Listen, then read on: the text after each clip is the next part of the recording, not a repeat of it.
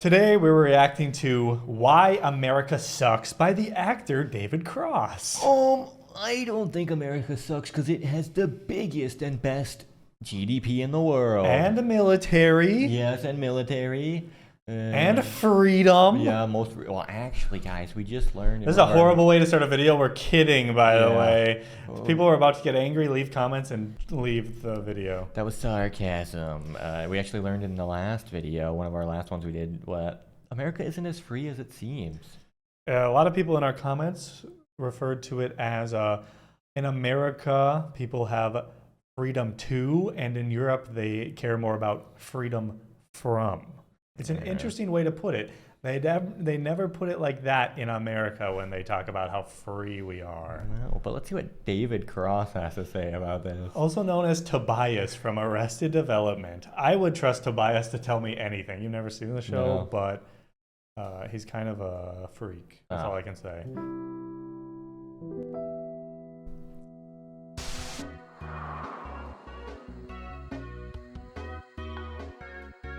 America's bad at everything. Okay. America continues to be bad at everything. Oh, wow. 30-minute episode. And the rat pageant. Oh. Okay. America is the greatest country on earth. The strongest, the richest, the most powerful country on earth. He started the video the same way we did. Everything we just said. As an American, I'm sure you've heard that roughly 135 times a year. 235 if you go to public school. 335 if you go to a Christian academy. We're told that Americans have the best lives of any people in the world. That we have low... And people believe that, like, as much as a person could believe. They literally believe if I left the United States, that my life would be significantly worse. Keyword on if, because they probably won't, and their whole opinion is made up of their anecdotal evidence, and they are never going to leave their country. It's pretty interesting to never have left the country, never have seen anything outside of the country, and then make decisions based on that. Saying it's the best. Yeah, it is taxes, interesting. small government, and the highest living standards on earth. And most inaccurately, that we're the freest. Well, it is partly true. America is the richest country, not just in the world, but in the history of the world. It's really hard to comprehend just how rich we are. We have 18 million people who are millionaires. Jeez. American households own about $100 trillion in wealth, an almost unthinkable amount of money. Okay, so America is the richest country ever. But there's a curious paradox. Most Americans actually have a much worse standard of living than people who live in poorer countries like Germany or Finland or Britain, but how can that be? That shouldn't make any sense. Well, here's the shitty deal. Americans get significantly worse services because our tax dollars don't fund them. So of course our services are worse, and thus we enjoy less happy lives than people who live in the aforementioned countries. You're saying when a service is privatized and is for profit, where they focus more on profits than the quality, then it goes bad? Are you telling me that for-profit healthcare, something that every single person in the world needs, probably shouldn't exist? Yeah, maybe. It's almost like needs shouldn't be privatized. I mean, it's like an argument people actually make in the US. It's like, oh, I think people should have this, and it's fine if it comes out of our tax monies. We'll pay for it, and then it should come back, and it should be free. And then they're like, but it won't make any money then.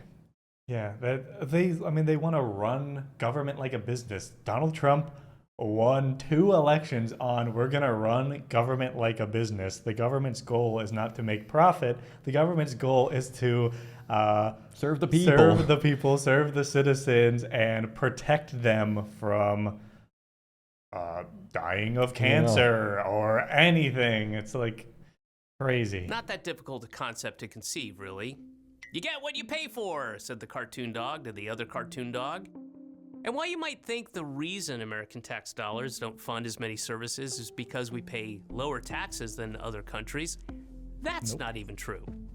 When you add federal, state, local, and sales taxes and include other costs and services that our taxes don't cover but other countries' taxes do, like our uniquely high health insurance premiums, you'll find that Americans actually give away more of their wages than most of the developed world. For example, In Canada, for a married worker with 2 kids, all of the previously mentioned costs combined, from taxes to health insurance premiums, make up only 11% of the average wage. What? In the UK, it's just about 26%. Meanwhile, once you tack on the cost of our outlandish health insurance premiums, you're spending a whopping 43% of your paycheck. That's more than France, Finland, Sweden, and Norway. In real reality, Americans keep much less of what we own than in other countries. In other countries, their government takes a bit more tax, but then gives that money back to their citizens in the form of healthcare or job support, or a general safety net for all vulnerable citizens, no matter how dusky they are. They may be a bit dusky. What do Americans get for the money we pay in? Well, sure, we get a crumbling infrastructure, shameful homelessness, and millions of hungry, neglected children, but we also get some of the worst services in the developed world. Crazy. Again, our healthcare. American healthcare is simultaneously the most expensive, the least efficient, and the least effective healthcare system in the developed world. Hey, That's the devil's bad. trifecta. It's very, very common for people. This is just like a widely held belief amongst Democrats and Republicans. Like, this is the whole array of political ideologies in the U.S. It's people literally believe that American healthcare is the best, and they will say, "Well, why do people from Canada and people from Saudi Arabia come to the U.S. to get operations? Because we have the best doctors." But then I usually say, "But could you afford to go to that best doctor?" It's the same thing with like the GDP. Just because it's the best doesn't mean it's affecting the average citizen at all. I mean, one of the best hospitals in the entire world is in the state we live, and I don't know if I've never gone there once because, I mean, maybe I get sick and I need to go to the best doctor. I'm not going to go to that hospital. I'm just going to go to the one nearby. And if they're really the best doctor and there's that high a demand, I mean, it's a private company now, so whoever's paying the most is going to get to see the doctor. I'm curious to, if you're a European watching this or wherever you're from, another point that people always bring up about the social healthcare is the wait times take forever. How bad is it in your country? How long do you have to wait to go see the doctor for free? I did a research paper in college about this, and you know, it's always Canada that's the big one. It's Canada, you wait forever. But it turns out for like surgeries and stuff, usually in the US, and for like normal appointments, usually in the US you wait longer. I have seen that stuff with like US. If you just want to meet with like a general person, it might take a while still. Yeah, it's just like specific elective surgeries that take longer in other countries based on what I found. But let us know what you think. And in exchange for this extremely expensive, inefficient healthcare system, what do we get? Well, we get some of the worst health outcomes in the developed world. We have fewer hospital beds per capita than people in Turkey or Brunei. Americans have a lower life expectancy than people in Lebanon or Cuba. And in the Mississippi Delta... Cuba? Communist Cuba? Oh my Our greatest enemy? Oh my gosh. Appalachia, life expectancy is lower than in Bangladesh. Wow. In fact, in 2017, the United Nations sent a commissioner to West Virginia to document what he saw, and he described, quote, third world conditions of absolute poverty, unquote. We even have a higher infant mortality rate than people in Russia and Serbia. And from what I've seen, it costs like $40,000 to have a baby in the U.S. My sister had a baby like almost a year ago at this point, and she and her husband both worked at a hospital at the time, and they still had to pay money for it. And they still only got like, I think it was like 6 weeks total of time off parental leave, and it was cut pay, so it was only like half pay. And they worked at the hospital. So in every single metric, America does worse across the board. So why is healthcare so expensive? Because it's so complicated. You have to look for in-network physicians, schedule an established care appointment, beg for coverage from your insurance company that couldn't care less about you, and that's if you're lucky enough to have good insurance. Compare that to Britain and all of those other evil, socialist-like countries where it's simple. Evil. Public hospitals provide free treatment to people who need it. That made me uncomfortable. That's it. I'll repeat that. Public hospitals provide free treatment to people who need it. And here's the best part. Even though Britain offers healthcare for free, their system is actually a lot cheaper to run than ours. Per capita healthcare spending in the US is almost 3 times what it is in Britain, and almost 5 times what Canadians spend. In fact, Americans spend the most per person of any country in the world for healthcare. But the we're free rich. market is more efficient, you screech. But in America, private systems often aren't efficient at all. Private drug companies have an incentive to charge whatever they can get away with for pharmaceuticals.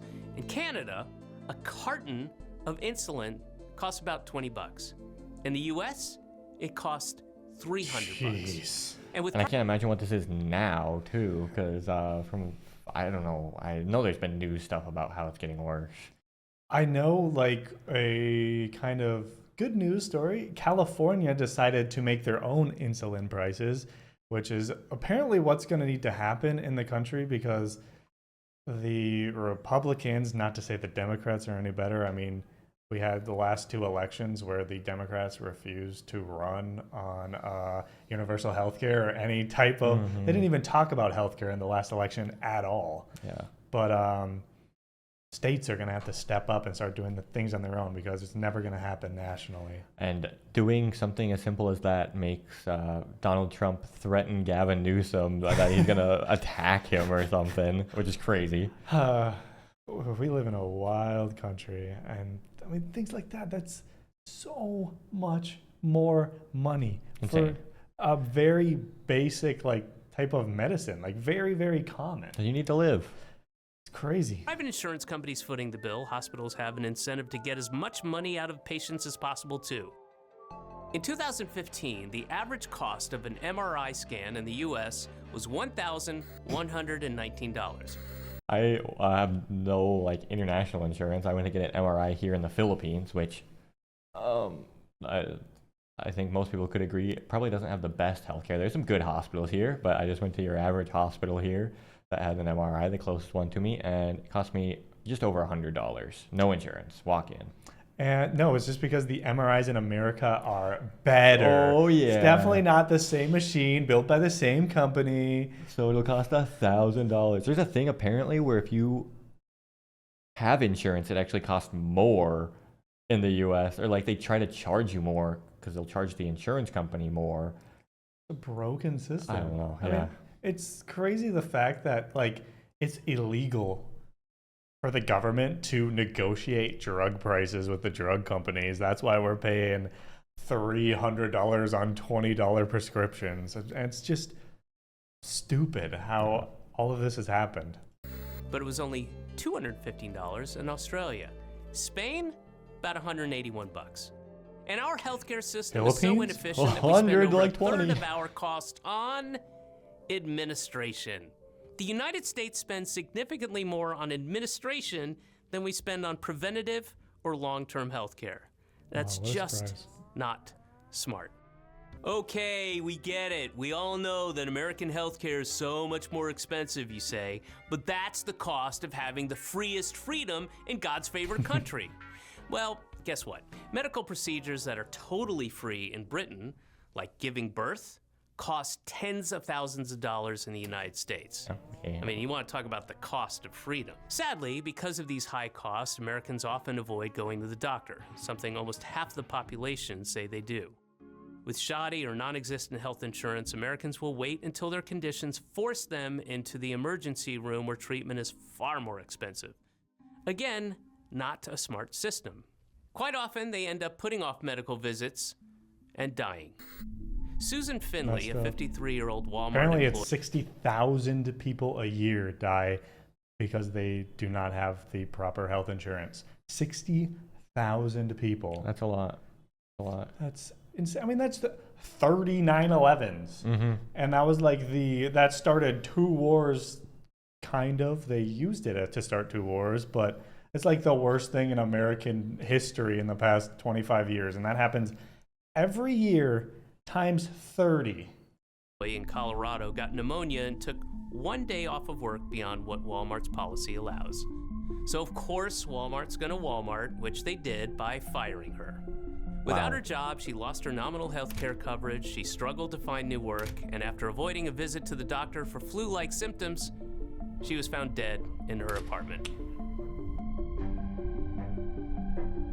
When Americans do manage to get treated, they frequently can't afford it. Simple, life-saving treatments can cost tens or hundreds of thousands of dollars, and if they don't have really good insurance, they're forced to take on medical debt.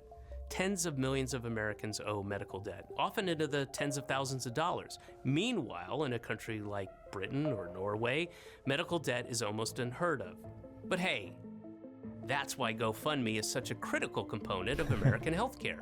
No, that's just for Nazis now. Yeah, literally, we've seen that if you're sad because you lost your job because you made racist remarks or are a fascist, then give me money. 1 in 3 GoFundMe campaigns is now for medical bills. I'll repeat that. 1 in 3 GoFundMe campaigns is now for medical bills. America is such a strong, powerful, rich, and great country that its citizens have to beg strangers on the internet for money so they can get life-saving treatments that are free in the rest of the developed world. It's almost ironic in a way that a lot of people that donate to the GoFundMes would be against social health care, but that's literally what it is. If you're giving extra tax money, it's just like paying to a GoFundMe for another person, but that also can benefit you in the future. I mean, I guess when you break it down, it is a large percentage. I believe it's above the majority of actual people do support some sort of like socialized medicine or universal health care. It's just we have two options of parties, and both of them are bought and funded by the medical insurance company. Big Pharma. So what are we supposed to do? We can fight. There's politicians. There's been kind of a resurgence, or not resurgence, but like a start of new like politicians that come up and they're talking about it, but they get shut down by their own party. Bernie Sanders, Alexandria Ocasio-Cortez, people like that. Their own party tries to shut them out. It's basically just if people can fight through the propaganda machine. That's the only way it's ever gonna happen, and it doesn't seem like it. No. But hey, that's just healthcare. Americans get terrible deals wherever you look. Let's take work, for example. Oh boy. Americans work longer hours than people in any other rich country in the world, and that's not because they enjoy sleep deprivation and not seeing their families for days at a time. It's because they don't want to starve, or freeze, or die. See, America has the least generous job support programs, the least generous family benefits, and the least generous unemployment benefits of any wealthy country.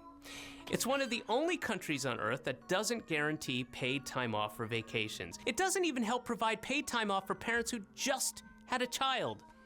And it's not coincidental that we're also one of the most hostile countries to workers' rights. America has one of the lowest unionization rates in the entire world. Maybe this deprivation... And you talk to people, like I remember talking to one of my friends, this was years ago, and we talked about something about unions, and I brought up unions, and he was like, yeah, but labor unions are good. Those are a bad thing because the dues and the union owners get so rich, and the dues. Just talked about the dues. It's like they looked at it as another form of taxes. Weird. And instantly, if it's a tax, it's bad. Yeah, even if it provides you more in return. Yeah, better health insurance, more money, better vacation days. It's so weird. And then where my sister works, she works at a school, they did a vote whether they were going to stay in the teachers union. They had to do a vote. Wow.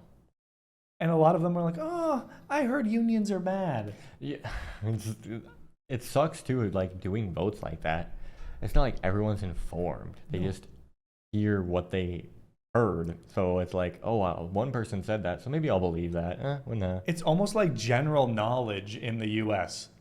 that unions are bad. And it's like, it just happens to coincide with also the general knowledge in the U.S. is Ronald Reagan was a great president.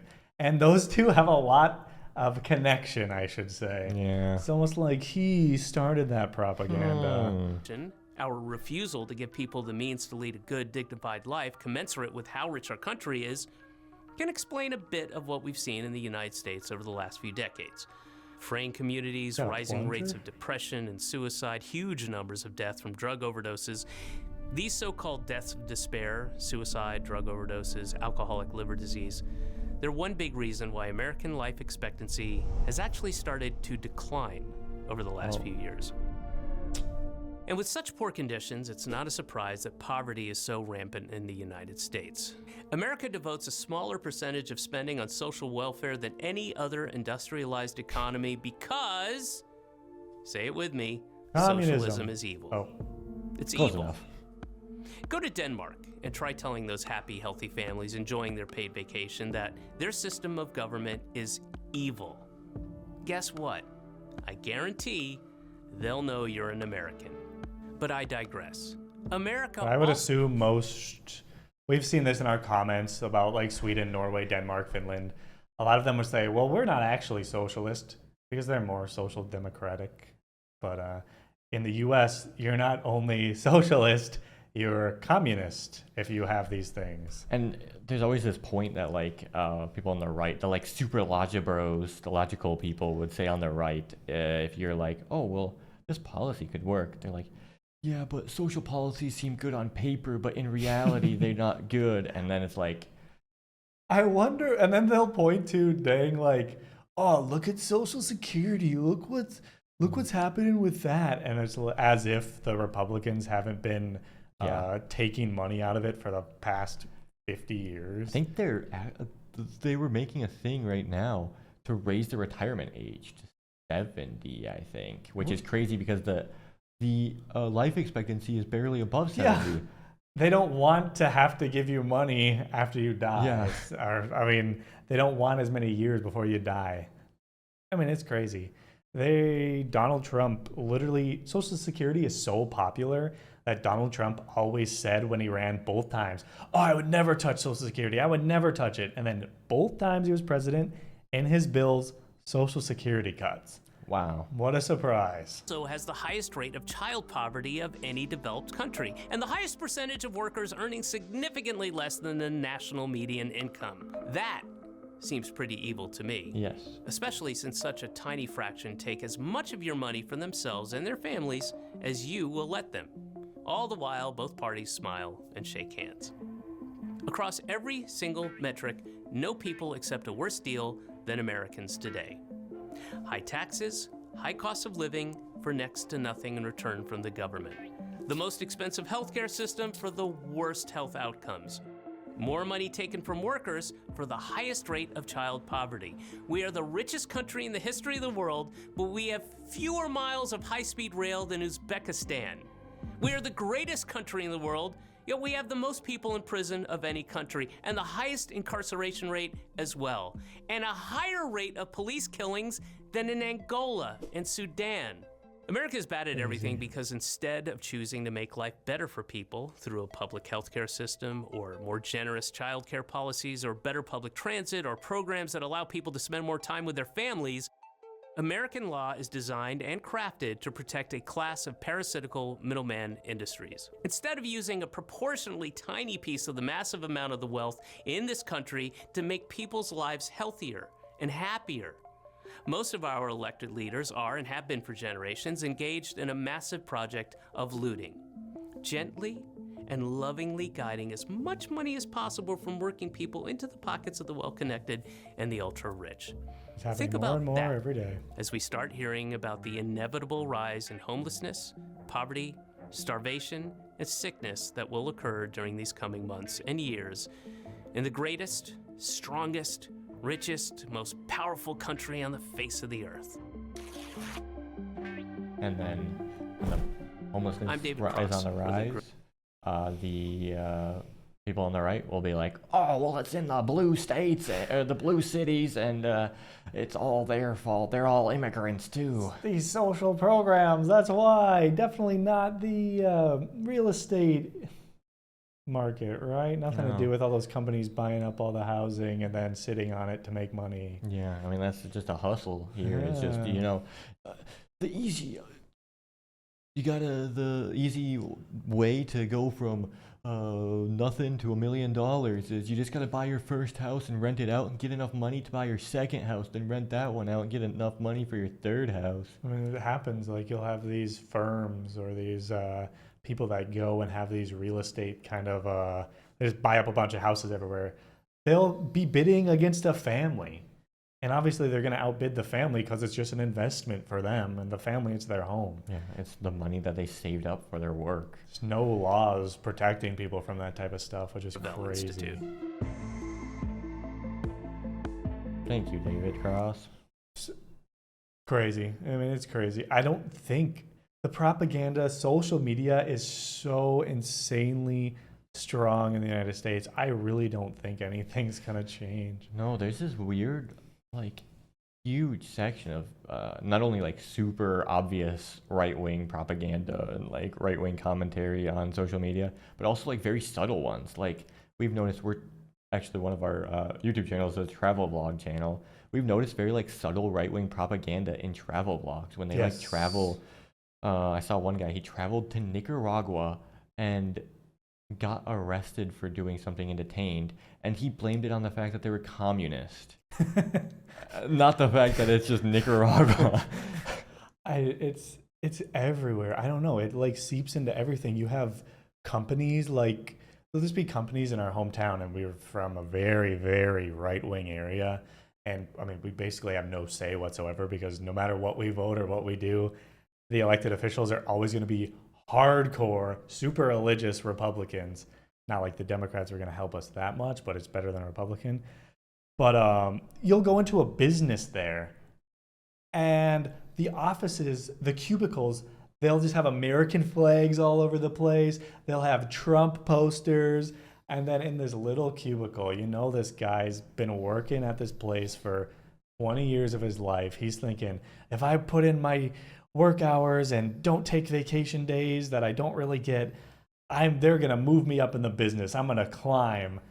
But that guy's still in a cubicle, and it says, thanks for 20 years of service. Yeah. I just don't understand. It's just that mentality in America that all of us are soon to be billionaires, so we shouldn't make them pay any taxes, because if we get there, we don't want to pay taxes, right? Yeah, it's like this, like, you gotta work, so maybe you catch a break. Not just, try, I don't know, that's just crazy. Elon Musk just worked 100 billion times harder than the average Tesla worker. That's why he's worth so much more money. He didn't have stuff coming from like apartheid South Africa, like his father or whatever, doing some weird stuff down there. He didn't have any benefits something. He didn't exploit his engineers or his workers. He definitely didn't take $40 billion a year in government subsidies. But we're cutting all those programs, by the way. There's our rant. Thanks for watching, everybody. Bye. Bye.